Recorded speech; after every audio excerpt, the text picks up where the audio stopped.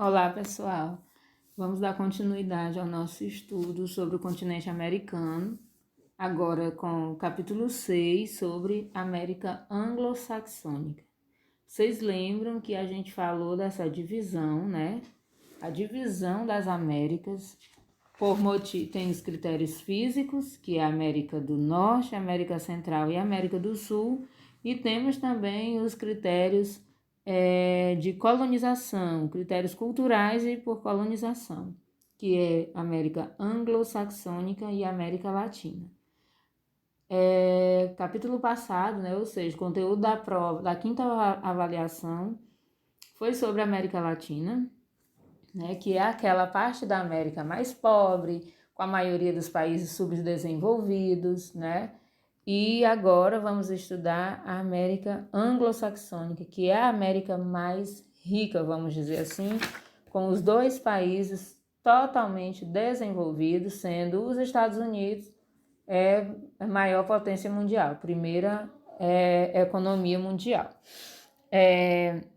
Nós vamos começar aqui da página 396, né? E vamos falar, primeiramente, sobre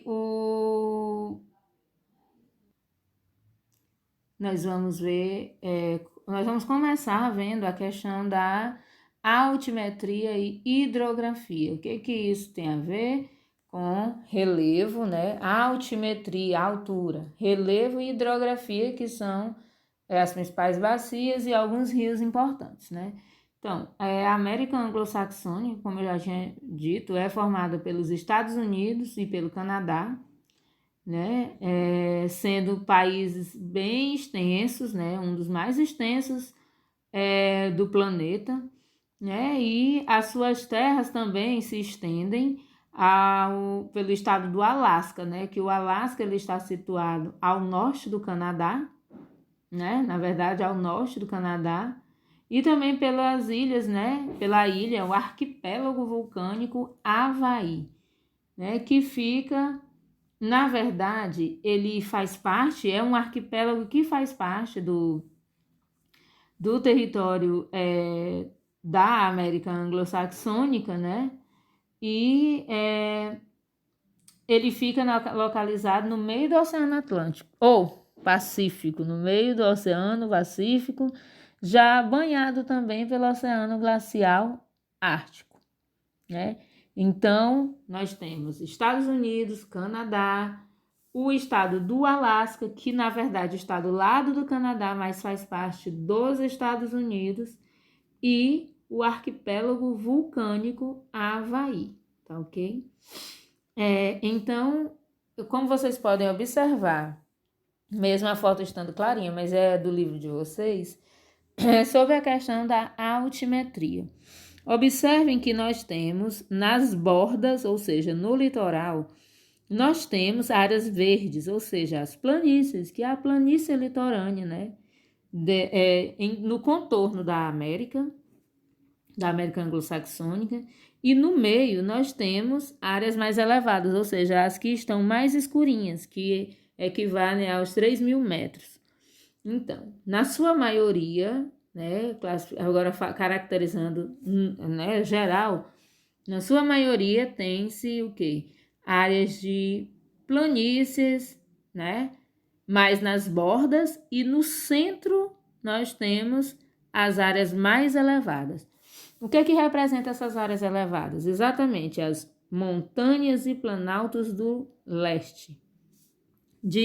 A gente fala assim, tá no centro, não tá bem na borda, não tá bem no litoral, mas tá mais é o que a gente considera, né, de montanhas e planaltos do leste, né? Que abrange o quê? O Planalto Laurenciano, Montes Apalaches, né?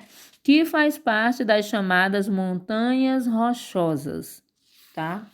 Montanhas Rochosas. Temos também as Montanhas Jovens do Oeste, né? Que na verdade todo esse conjunto, né, de montes, ó, Montes Apalaches.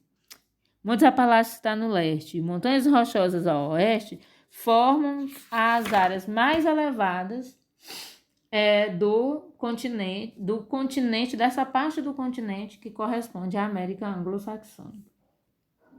E nessas porções, né, nessas áreas rochosas, nós temos o chamado Grand Canyon, que é formado exatamente por rochas sedimentares, onde está, né, por onde passam as águas, né, do Rio Colorado. Então, o Grand Canyon é por onde passa o Rio Colorado, que eu vou mostrar aqui para vocês na marcaçãozinha. Aqui, ó. Rio Colorado. Então, aqui passa o Grand Canyon. Então, nessas áreas elevadas é onde está localizado o Grand Canyon, tão conhecido, né, por todos. E aqui no geral, sempre a gente estuda relevo e hidrografia, porque isso tem tudo a ver. E nas planícies, então a porção central da América anglo-saxônica, né, estão as áreas de planície, né, e nós temos destaque nessas áreas de planície o rio Mississippi, que é uma densa rede hidrográfica, né, já saindo dos Montes Apalaches. Então, essa região aqui dos Grandes Lagos, tá? Ó, região dos Grandes Lagos aqui, Montes Apalaches, são os rios de planície dessa área. Estamos falando de América anglo-saxônica, mas observem que toda essa estrutura de altas montanhas, de planícies, estão localizados bem mais no território que corresponde aos Estados Unidos. Ó, observem aqui. Ó, que a demarcação, né, Estados Unidos é aqui para cima, Canadá. Então, observem que estão localizados mais no território dos Estados Unidos, né? Depois a gente vai entender o porquê. Então, quando a gente fala aqui dos Grandes Lagos, né, essa região é onde também está localizado a Grande Catarata, a maior queda d'água, né, do mundo, que são as Cataratas do Niágara, né, as Cataratas do Niágara, né, que integra, né, que na verdade pega os dois territórios do Canadá, né, e norte dos Estados Unidos. Quando a gente for ver, falar de Canadá, a gente vai ver que a maioria das suas áreas, das suas terras, são poucas as terras, né, mas vamos dizer assim, que não são cobertas por neve. São poucas as terras que têm esse tipo de estrutura. A maior parte do Canadá tem um clima mais frio, mais polar e, consequentemente, uma vegetação tipicamente que consegue sobreviver num gelo. Então, por isso que eu digo que a maioria dessas estruturas de grandes rios, lagos, estão localizados no território dos Estados Unidos, tá? Aqui, como eu havia falado, né, sobre os rios, aí ele dá destaque aqui para os rios Mississippi, Missouri, né, e fala Na verdade, eu fui falando e não passei o slide, porque eu também estou acompanhando pelo outro livro que a gente já usou. Então, agora nós vamos falar sobre clima. Então, o que a gente pode dizer sobre o clima, né? No caso, anglo-saxônica, mas sempre destacando, sempre vocês vão observar que a gente vai sempre se tratar mais de terras, né, do território dos Estados Unidos. Então, com relação ao clima, vocês podem observar que a parte do território dos Estados Unidos, a gente tem mais uma diversidade, né? Não tão diverso assim, mas temos bem mais. Temos o clima temperado, que são aquela característica onde um pouco mais de floresta, não tão densa, mas um pouco mais. Temos um clima subtropical, né? Temos também um semiárido, temos desértico, então nós temos uma variedade. E quando você olha para o mapa do Canadá, que aí pega também, né, o Alasca, você observa o quê? Que nós temos um pouquinho do rosa, né, que é um clima temperado, que são as áreas, vamos dizer assim, o mais quente, entre aspas, que na verdade nem é quente, mas são as temperaturas um pouquinho mais elevadas, né, que se tem no Canadá, que chega a uns 20 graus, mais ou menos assim. E na maior parte do seu território é clima frio, e polar, bem ao norte o polar, sendo que na maior parte do território do Canadá é frio. Podem olhar aqui a corzinha em roxo e vocês vão ver que essa é a diferença. Então, devido às correntes marítimas, né, elas propiciam essa entrada de ventos úmidos, né, e até traz um clima mais chuvoso para a porção leste dos Estados Unidos, fazendo com que possamos ter, aqui ó, olhando aqui o mapa de vegetação, nós vamos ter uma floresta temperada subtropical, uma floresta boreal, uma vegetação um pouquinho maior, vamos dizer assim, que tem um certo porte, né? Mas nós temos savanas, temos estepes e pradarias, que mesmo em áreas desérticas, o deserto dos Estados Unidos não é um deserto tão quente assim como as áreas, como é o nosso Nordeste brasileiro, mas você pode observar que tem sim também um deserto. Nos Estados Unidos, um deserto marronzinho, que é o mais seco. Já na parte, um pouquinho da parte aqui do Canadá, temos um deserto também, mas só que um deserto gelado polar, tá? Então, assim, sempre clima está relacionado com vegetação. Por quê? Porque dependendo do clima, a vegetação desenvolve. O tipo da vegetação muda. E aqui o texto traz a característica de cada uma das vegetações, da tundra, da floresta boreal. Os nomes às vezes se diferem um pouco, mas a característica sempre vai estar relacionada com o que a gente já conhece. Por exemplo, vegetação de estepes e pradarias. É na região central dos Estados Unidos, nas áreas de clima semiárido. É uma vegetação composta predominantemente por gramíneas e herbáceas. A gente pode encontrar esse tipo de vegetação aqui, que vai lembrar um pouco o nosso cerrado, um pouquinho de campos. Então, assim, a gente já conhece essa vegetação. O que muda são os termos, tá? E você olhando as paisagens, você vai ver que não é nada desconhecido. Então, do mesmo jeito, vegetação de desertos, vegetação de altas montanhas. Então, tudo já é característico, tudo é relacionado ao clima, tá? Então, no geral, quando se for caracterizar, nos Estados Unidos, nós temos clima e vegetação um pouco variado, né? Dependendo da localização. E no Canadá, nós temos poucas áreas com vegetações um pouco de um porte médio, mas na maioria temos vegetação rasteiras, gramíneas, em um solo mais gelado, tá? Vamos aqui agora para... Aí aqui o que eu já tinha falado também, eu estou falando sem passar o slide, porque eu estou acompanhando pelo livro, que é a mesma coisa do livro que vocês têm, o que muda é só as páginas, por isso que eu estou passando, mas eu botei páginas do livro de vocês, tá?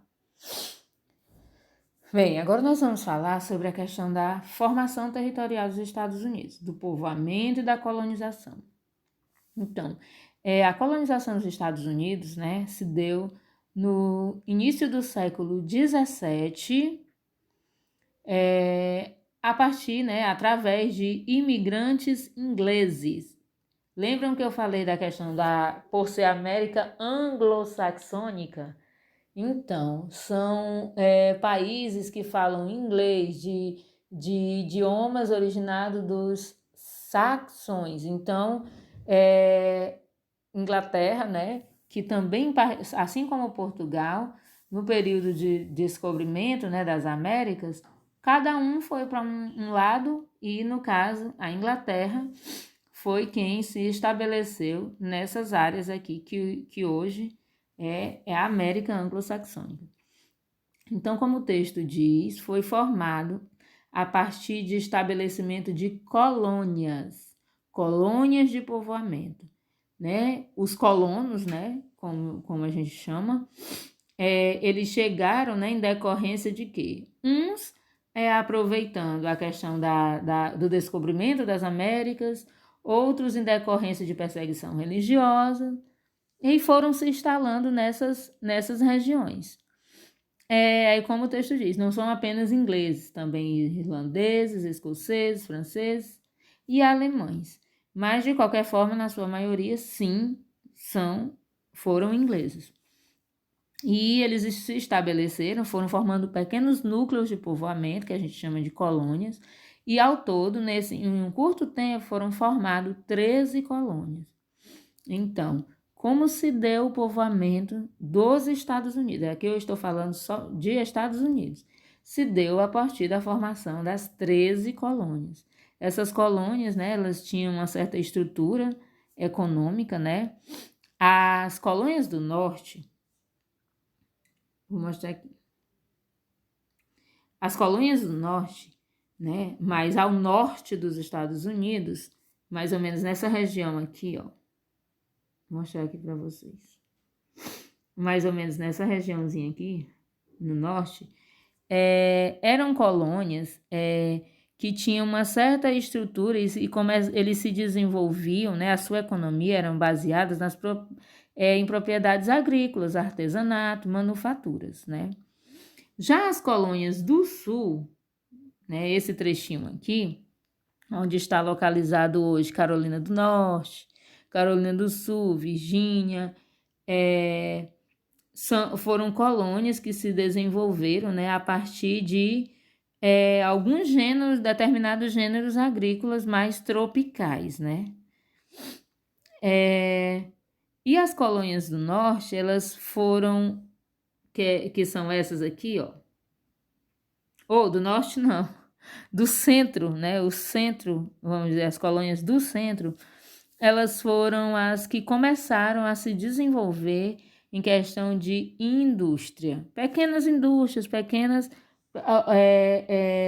o desenvolvimento, né, da industrialização foi mais nesse trechinho aqui, tá? E, no geral, à medida que elas foram se tornando independentes, foram formando estados, né, na divisão que vocês estão vendo hoje aqui, e à medida que elas foram se formando, observou-se que, como os Estados Unidos começou exatamente por esse lado aqui, que é o lado nordeste, assim como o Brasil começou no nordeste, então essa região aqui, o nordeste dos Estados Unidos, foi a região que primeiro se industrializou, tá? Então, diferente do nosso Brasil, que o território, né, a colonização começou no Nordeste também, só que, infelizmente, as produções que tivemos aqui, pau-brasil, cana-de-açúcar, não foram promissoras por muito tempo.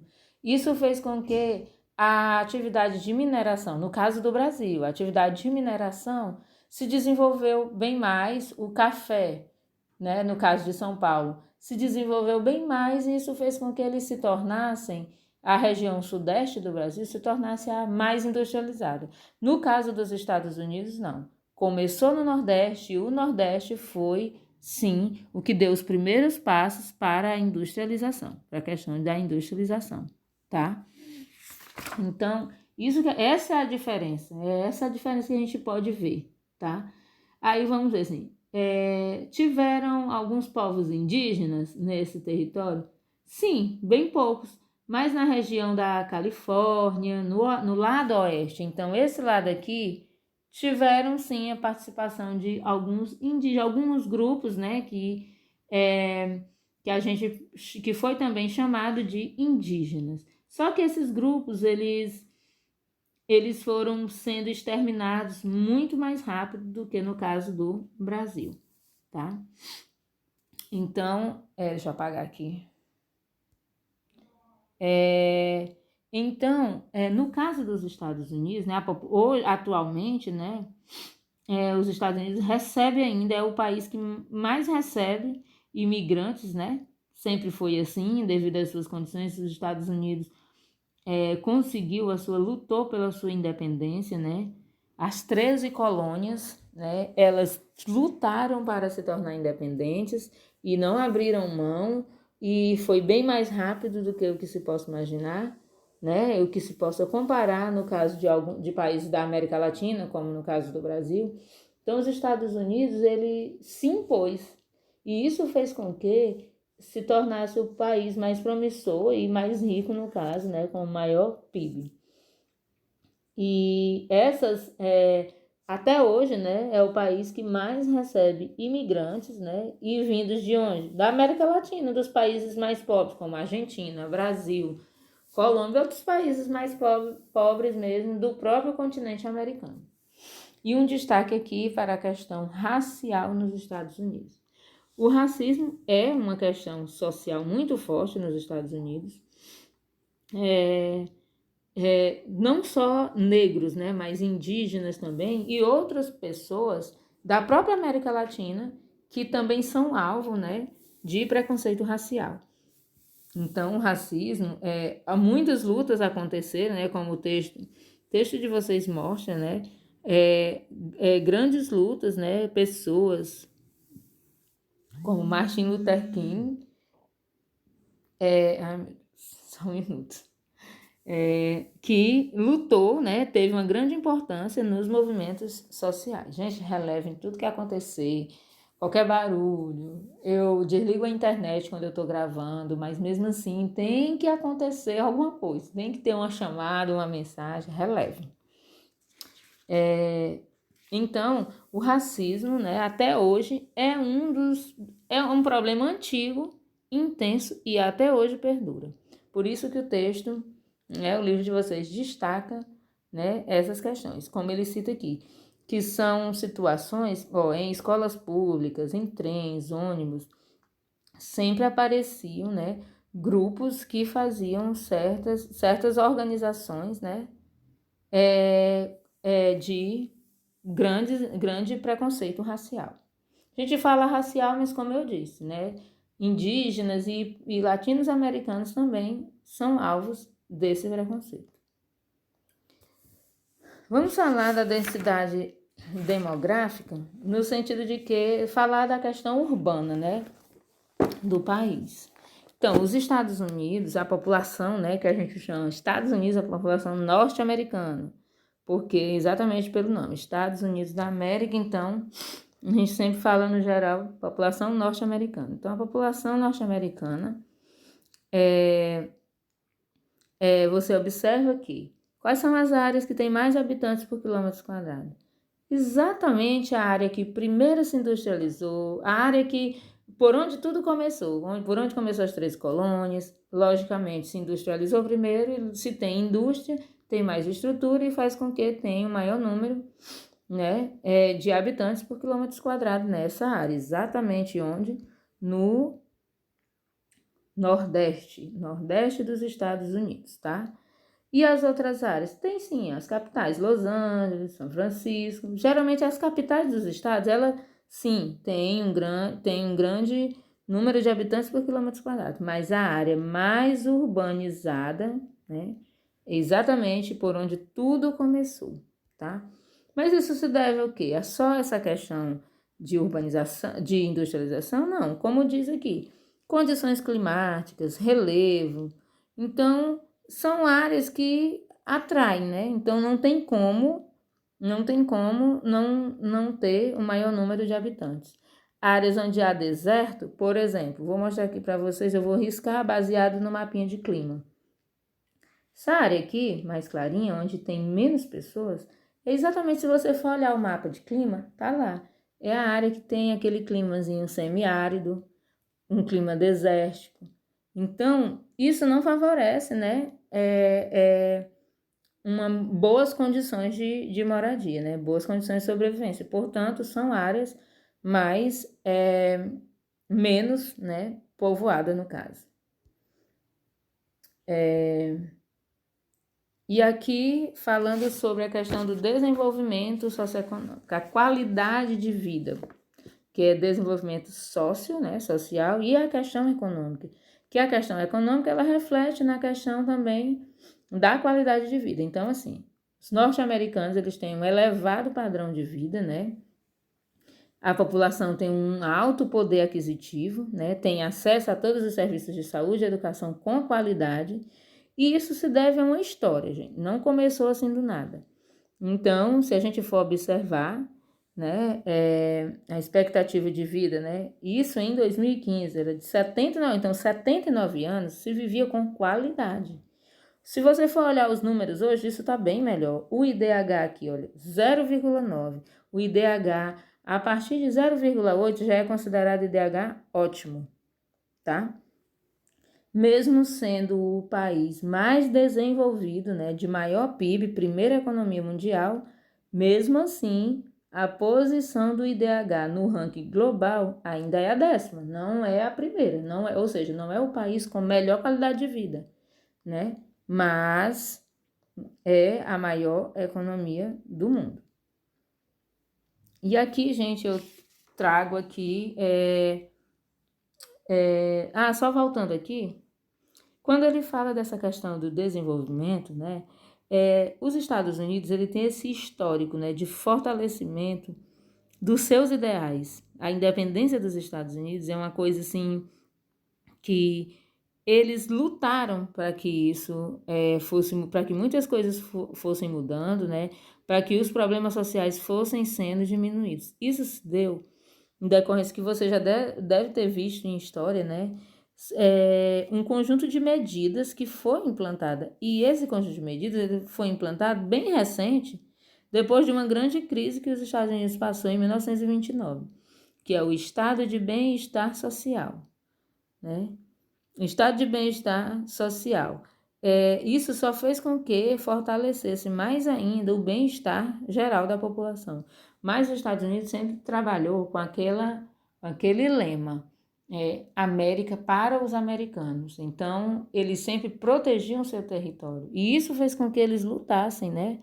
Eles lutassem para que o país fosse só se fortalecendo e que fosse tentando enfrentar os diversos problemas de saúde, educação, de desemprego que vinham surgindo, tá? Então, eles sempre lutavam, né? Tentavam mudar as leis trabalhistas, né? E diferente, né, de países, né, como o Brasil, assim, a mentalidade ainda não está voltada. Quando você faz uma lei para tentar mudar alguma coisa, já é motivo de crítica, já é motivo de como se fosse trazer um mau futuro. E muitas vezes, algumas coisas que a gente termina tentando ajeitar hoje é para um futuro melhor, mas isso nem sempre é visto. A mentalidade ainda não mudou, tá? Vamos aqui para a atividade. Vocês vão fazer um relato desta videoaula.